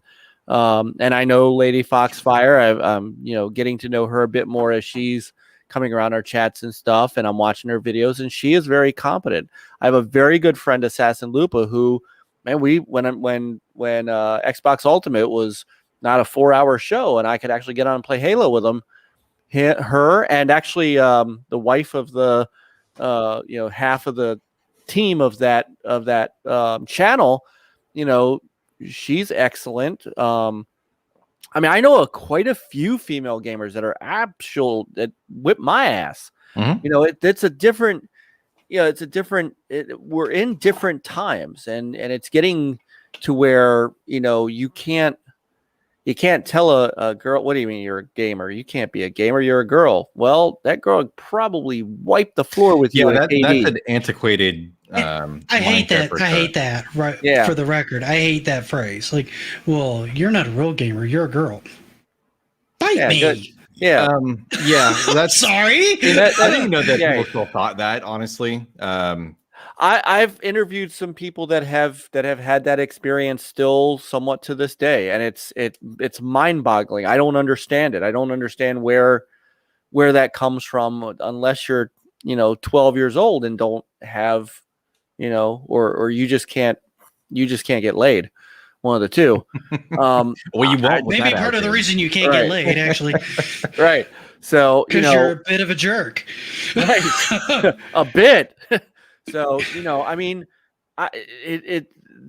there's room for everybody in this space. There really is. There's room for everybody to play. Mm-hmm. And what I will is something Resvagram said that I did agree with. He put two comments in here that are both kind of poignant here. Yeah, I don't know. I don't know if I'm not great at logic puzzles. Well, I think if you take a large enough sampling, that's where things gravitate towards over a large sample size. We're not talking the individual; we're talking for a large sample size, right? Right. I always say that generally speaking, is going to be accurate most of the time. So. No, it's different. It's not. So Resogram also says he's never heard that in real life. What dude wouldn't be excited his girlfriend was in the same hobby as him? That's not the same thing. Depends on how much it depends on how many times she kicks your ass, man. That's true. Yeah, it's true. But that's not the same thing as we're talking about. Like typically, at some point she's got to start giving you a handicap. And I'm gonna just call it straight. My wife, when she played games with me, it was stuff like Lovers in a Dangerous Space Time. It was things that were not competitive at all, because I could never get her to do that. What I'm talking about are the ones who get in and play Halo, play Titanfall, play Call of Duty, play these games, and then get ripped on because they're a female player. And it shouldn't happen, but it does. And it's there's I don't get it. It was really bad in the fighting game community for a while. Even women that were on teams that were competing on equal ground and better than some of the male players were getting a bunch of crap. And back in the day, and that was just a couple years ago. See, I don't know. It's because here's my hot take on that in particular. It's just people are jerks regardless, and yes, it's just. We're all roughly the same age. We all grew up. All of our peers were playing video. I'm pretty sure. I don't remember talking to anyone about it, but I'm pretty sure all my girl peers when I was in 5th grade were playing NES or Sega on some level, so in some capacity. We live in a society now where few of us actually remember a time when video games weren't a thing. So it's. I find it hard to believe that there's, especially among the 20-somethings, that there's that much disbelief that girls are still playing video games. I think that's what it boils down to is people are a shitty, awful people, and they're just sour grapes are being directed at whatever low-hanging fruit they can. Honestly, if there was another kind of difference they can come up with, they're going to go with that one. You're just a X person. Of course, you could just lift out a woman and put any other insult there. So it's sure. I don't really think it's directly targeted at women. I think it's just and I 100 believe whatever. this comment from Rez, by the way. Female screw names and accuse their opponents of sexism when they lost or got trash talked. Yeah, that happens. That is true. Oh yeah, that happens. It absolutely does, happens. It certainly does. But I don't think it's as. I don't think it's as.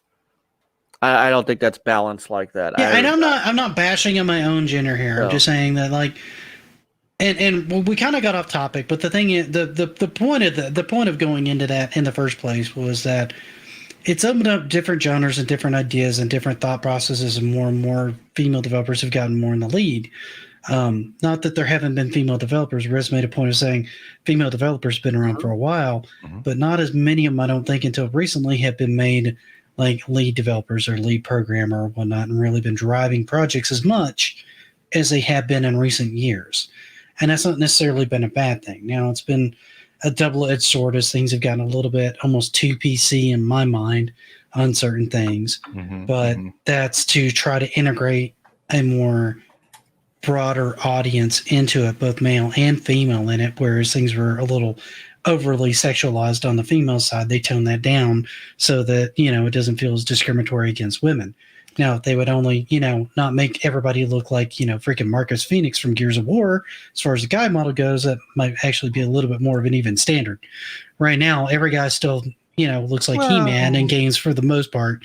And women are a little bit more diverse, are getting a little bit more diverse now. Let's say a little bit more diverse now. They're getting a lot more diverse now. Yeah. Yeah, there's... Go ahead. And I don't like a lot of... especially if it's like a main character that I'm supposed to like care about. I don't want it to be sexualized at all. I don't want. I want it to look normal. I want the character I want her to look normal. Like the trying to think of the games that I played. I guess characters that you're supposed to care about would be in like the Last of Us games. Tomb Raider, sure. I mean, she's still cute, obviously. But definitely more realistic, which is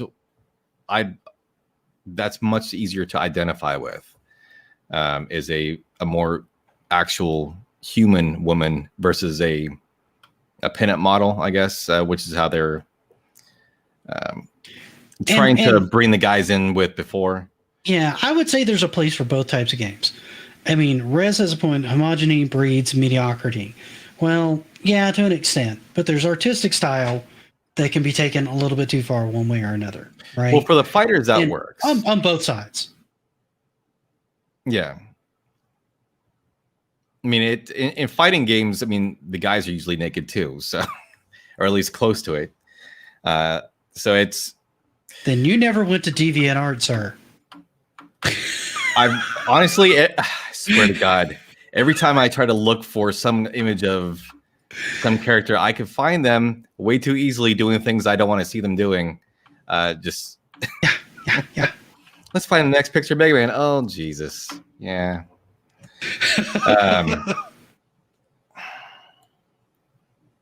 Yeah,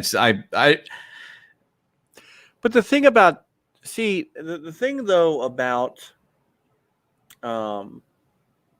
Lara Croft is I've always had, and I've had this conversation before. Yes, they did make her kind of a sexual object for guys. They did. It was. I mean, look what happened in the magazine. That was obviously blatant. Right. Yeah. Right. Yeah. However, they made her a badass too. They made her intelligent. She was a problem solver, a puzzle solver. Because, and look, in the old Tomb Raider games, this is one thing that people kind of don't remember. Yes, in the new Tomb Raider games, she was younger, she was more realistic, she was more,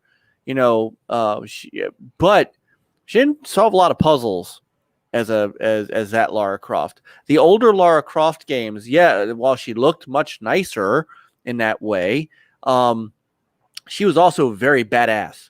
She was, guns blazing, but was intelligent and could solve puzzles. And I mean, she was the female version of Indiana Jones. Yeah. And Indiana Jones was kind of, at that point in time, Indiana Jones was kind of made like that, when he was, because Harrison Ford could do that when he was younger. His his shirt was always buttoned down to here. You could see his, pieces of his chest. He had a muscular kind of not like Arnold Schwarzenegger type physique, but he was toned back when he was younger, and they made him out to look like, this strapping man that could then get into a suit. And they had a scene. Remember the scene in Temple of Doom? I think it was Temple of Doom. We had the white tuxedo. Yep. But no, there was a point where he's teaching a class right before the movie kind of gets underway. It was either that one or it was the third one. It was only the first and the third one that actually started with him teaching a class. And the first one really kind of hammered home that the students were in love with him. Yes. Where she closed her eyes. Yeah, that's it. That's it. I love you because they saw him as kind of a. So I mean, it does work both ways, and it's okay to change that. They got away with changing that in Tomb Raider, but I don't think that that's necessarily a bad thing. I don't think they did, and here's why. And it doesn't have anything to do with the sexuality of the character. Although obviously as a guy, I preferred the previous look to the newer look. The newer look was fine, stylistically wise, but her personality made no sense. No, it didn't. She was one. I got that she was inexperienced, right? And she's going on like her first adventure, but she's still supposedly a highly trained archaeologist that does like no archaeology. None. But her personality is so inconsistent. She'll go from like weeping because she had to kill somebody to murdering like 12 people. Right. And then all of a sudden weep because she killed like one person in a cutscene. I'm like, whoa, lady, you killed 45 people kidding here. Like you are now a mass murderer. You should start coming to grips with this, or you should have had a total shutdown by now at this point in the game. We're way past you crying a river over one person's death at this point that you've murdered. That's just this disparity between the cutscene and the gameplay. Because it's in the first. Granted, the only version of the original Tomb Raider I played was the remake for the PS2, and I do know that she did have an emotional scene the first time she actually killed someone in that game. So I don't know if it was like that in the original PC version or the PlayStation 1. Mike, do you remember this where she had like blood on her hands and she was freaking out about that? I don't know if I remember that one because really the ones that the Tomb Raider game I remember the most is the original one on the Saturn. Yeah, so that's what I'm trying to remember that. I'm trying to remember that scene. I don't remember it. It's been a long time since I've seen it. Well, now I'm going to go back and play it. This is an interesting comment from Rez. Because if this is true, then either the mentality's changed or there's a very vocal minority that's completely adjusted the course here. Because I've seen a market change in MK11, which you made a comment of, that they completely missed their player base here. Like the models for like Cassie Cage and Sonya Cage, I thought were much better in 10 and earlier than they were in 11. I hated the voice for Sonya in 11. I didn't think Ronda Rousey fit at all. She didn't sound like Sonya. She didn't act like Sonya. Sonya wasn't Sonya in 11 to me. It just didn't feel like the same character. And it was a vast overcorrection in a wrong direction, in my opinion, for that character. Which is weird because Ronda Rousey herself is not a bad looking. No, and she's a badass, but it just did not come out right on the character. Am I wrong, or did you guys get a similar impression from that character? No. I do. I totally agree with what Rez said, and if I woke up my wife and asked her right now, my wife does have kind of caveman thinking, but I guarantee she also wants a woman to look like a woman in a game with the even going down to how she's dressed in a flattering way. The women are totally sexualized in Persona 5, not in a blatant, anime porn kind of way, but skin tight jumpsuits and animal and cat suits and all the way. Yep. It's she does not want, and just like a guy does not really want to play as just some dumpy everyman, balding hair and glasses. No. You want to play as Harrison Ford. You want to play as Nathan Drake. You want to play as Marcus Phoenix. No, and that wasn't a dig on you, Geeks. No. What I'm saying is Um, it's funny because they've started adding like heavy set characters in the fighting games. There was one in Street Fighter 4. And there was one in there's one called Bob in Tekken 7. Wait a minute. And those are actually badass characters, but it's hard to get that E Honda in E Yeah, I Honda. was just gonna say E Honda was kind of heavy set. Yeah. But obviously that was his fighting style. But Right. Shun Di in Virtua Fighter 2 was old. As old as dirt. What always amazed me were the same people, the same folks, and it tends to be on the female side, the ones that are screaming the loudest about, you can't sexualize a girl in a game. This will be a hot take for you. This will be Mike gets canceled. I'm ready to clip it. Here we go. We're already canceled. Mazen and Dan have a thing going on in chat, and I don't know what it's about. I lost control of chat. Go ahead, Mike. Those same ones are the ones that had lined up by the droves to watch these guys take off their shirts in Twilight, right? So it does go both ways, and it's perfectly okay. It was perfectly okay for people to fawn all over Leonardo DiCaprio, people fawn all over Brad Pitt. Who? Brad Pitt, just Brad the Pitt? heartthrobs. Oh God, yeah, right.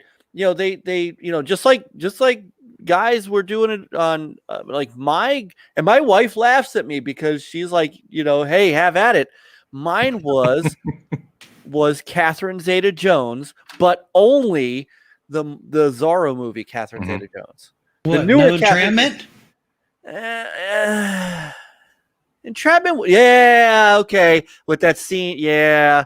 Okay. All right, Entrapment. But Catherine Zeta-Jones as that really just absolutely drop dead, knockout, gorgeous, Elena de Vega. But she's also pretty much a badass in that one. She almost kicked Zoro's ass a couple of times, if I recall. Yes, and she fights well. Yes, she fights well. But those kind of things, it's okay to do that, and it's okay to want that in video games as well, on both sides. Why is it? I mean, in every fighting game, almost every other guy is super muscular. Right. It's okay. And that's kind of what annoyed me about MK11 is they overcorrected the female characters to try to make it more PC, more appealing, but they left the guys built the same way the guys were built. Right? The only one that changed a little bit was old Johnny Cage, and even he was still looked like more ripped than most 20-year-olds at like 50 plus. And then they threw in the young version of him, which was like even more muscular than that in there's another skin, right? Right. This one really gets me. And I'm okay with that, Lady Foxfire. I much prefer that, actually. Well, there you go. I mean, but Captain America was another one. Why do you think he made that? Why do you think he made that comment right? Exactly. Oh, this is America's ass. Oh, that's great. I love chat. Like my wife awesome. looked at me. My wife looked at me and smiled. And I'm like, it's okay. It's fine. Thor. I mean, come on. Everybody went nuts over Chris Hemsworth as Thor. And I think every guy went out gaga over Scarlett Johansson as Black Widow. Scarlett Johansson, honestly, and Gal Gadot. Gal Gadot, yeah. My son's first grade teacher looks just like Gal Gadot, and this was during that is problematic for you, sir. So most for half the school year he was doing like Zoom, and so we had our meeting with the teacher first before he actually saw the teacher, and I sat down and I was like, turned to my wife, he's gonna love her, and. And she is, and yes, he just like every other boy in that class, they fawned all over her. Just a beautiful. I think all the dads had crushes on her too. Yeah, I mean, my wife made fun and I deserved it. And you know what? Your wife making fun of you because you're going gaga over your son's teacher. Yeah, that totally makes sense. Yeah. That's acceptable to my She has every right to But make what I fun was of trying you. to say was, what got me was the Dark Queen's redesign for Battletoads, which is I don't know who they were actually redesigning that character for when only I love people who were Panda, by the way. nostalgic for Battletoads are people my age. In Battletoads already was kind of like had like an adult tone anyway, so I don't know why they had to make the Dark Queen look like a Kim Possible villain. So it's I think there was a lot of lashback for that as well. I never played it, so Yeah. So we had it. So there is actually a reason for it. So we also had a chance to talk to developer, and we did ask him about that, and part of that came from Microsoft.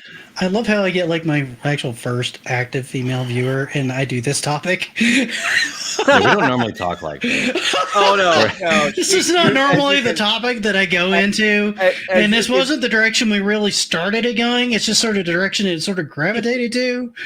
And I would apologize, but I don't really feel bad about it. I feel like she's handling herself very well in the chat. Yes. So she probably likes hot guys as much as we like hot girls. So I am telling you, Lady Foxfire is awesome. I am promising you, she is awesome. She's cracking up because she's like, "Yup." So what did it was just like a push from Microsoft? It was to make her, because there was a different tone to the whole game. So yeah, it was definitely more of a Saturday morning cartoon tone. That's exactly it. But they missed the mark of who their audience was. They did, which is why it didn't sell very well. The action was all there, but yes, there was. Yeah, there really was a difference, and part of the issue is that they they marketed it to a younger audience, and they brought in a company to do the cartoons that just didn't know, I don't know.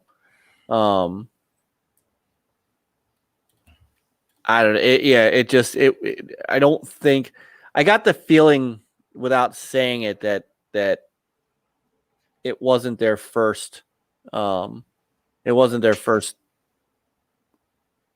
thought of what to do. So which game is this? I'm sorry, I'm the Battletoads. The 2021. Oh, yeah. Game. The design of those characters in general was kind of a little strange. I didn't like. I got that they were going for kind of like a. I want to say like old school Comedy Central, Nickelodeon style look, right? And so I didn't mind her as much from that standpoint, though I do realize that it was like a very hypersexualized character that they basically made like a 12-year-old girl. For some reason, even though it's like hypersexualized, she was a dominatrix and she just looked like it, but she was also, for one thing, she was giant, also, so she was. Yes. Twice as tall as Battletoads, not tiny. So they just got her character wrong just in general. She was still scary for an NES game, Yeah. She was a dominant. She was like a female version of Shredder. She was still threatening. So yeah, and that actually, and she had big boobs, which is whatever. Yeah, they can do them both. So we should probably wrap up this topic a little bit, mostly because it's almost 11 o'clock. Yeah. It's almost 1. It's almost 1 for you. It's almost 11 o'clock for me. Almost 10 o'clock my time. Yeah. Rob could go like forever on this because he's got all the time in the world. I got to go to work in a couple hours. So are there any last thoughts or any last things on this topic? Anybody from the chat that would like to kind of be a little bit more active in this conversation? I know you guys kind of been going back and forth. Some of it's been, interesting, which I haven't put on screen because well, it's my chat. It's always like this. I can't. Well, welcome to my chat room. If you guys haven't been in my streams before, they're kind of always like this, whether or not I take them there or whether or not they just go there. So, welcome. I think we had all the usual suspects here. We did. So- We had a few new people, which was amazing. So I'm always happy to have new people. I was pop in. waiting for Rez to start being more Manzin was focused. fawning all over Megadan. They had their side love spat thing going on in chat. I just wasn't posting it up for you guys. Okay. That's what they have. They could do that on Megadan stream, I think.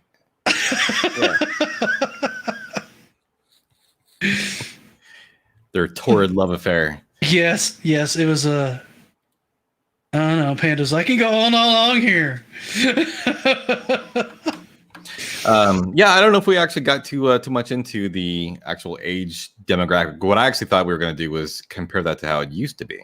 Well, I mean, it used to be ages like 10 to 12, right? That was the original age group that things were aimed for. And then I would actually say no. I would say that the original, in my perception, is that the original generation of video game consoles weren't marketed to kids. They're marketed to adults because the adults had the money and there was no market for video games. They had to kind of invent it. So they figured, hey, adults like playing games in general. They have the money. All the commercials, if you watch these commercials on YouTube, I almost did a video on this. If you watch all these commercials on YouTube, all of them are directed at adults. And sometimes they're even making fun of the fact that kids are also playing these games. It wasn't until the adults said, you know what, this is just a fad. We're going to pass this off just like the Pet Rock. That's when they actually started making the commercials more directed at kids. And that generation that passed off, the Atari 2600 to our generation, game developers have been going after them for forever. And they just don't like games. So their video game generation actually only started with us, with the 40-year-olds, and we are still playing games along with our kids are playing. So this arc that we created started with us. Our parents, they may have bought a Wii. Odds are pretty good. They gave it to us when they got tired. I got my dad's Wii right there. I actually enjoyed the Wii. I had like 10, 15, 20 games for it. I thought it was a solid console. I have like 3 Wiis. They're so readily. All the grandpa and grandmas got rid of them, so you can get them pretty cheap. At least you could for a while. We may dive into this topic again later. Yeah. I feel like it does. It feel like it kind of melded into a different topic than what it was, which is fine. I never expect. And I agree, both the Wii and the Wii U were the Wii U is especially underrated, mostly because people kept confusing it with Wii. I know I was in stores where people were like, it's just a tablet for the Wii, right? And I'm like, I'm not, don't do it. Don't do it. I spent a lot of time inwardly groaning at people that just did not understand the Wii U as a product. And I got where their confusion came from. It was all like the name should not have been the Wii U. It should have been something else. I think it would have started to move better as a product because the idea behind it was still family oriented. It was still getting people together as groups. Matter of fact, it was almost better at it because you could have one person being almost like a DM type person with other people playing the game. So you could coordinate like big adventures together. If they'd really capitalize on that, it would have been great. But regardless, we can go that into something else. We're starting to lose the crowd because we've been saying we're going to go and then we haven't gone. Thank you, everybody, for showing up. Thank you, everybody who's new, who checked out the channel. This has been our second one of these. These are going to be every other week. So we did 2 weeks in a row this time just to kind of get on our normal schedule. Yeah. So there won't be one next week. There will be one the week after, and that's how it's going to work because that's what works best for everybody in the panel's schedule. Which also works because I'm on vacation next week. So fantastic. So that makes it easier for people to do things like that and not feel like they're missing anything or anything like that. And it's been awesome attendance tonight. The crowd's been really popping all night. It's been wonderful having you guys. And I'm looking forward to seeing you guys on the next stream. But until next time, happy gaming. Not everyone. Play on gamers.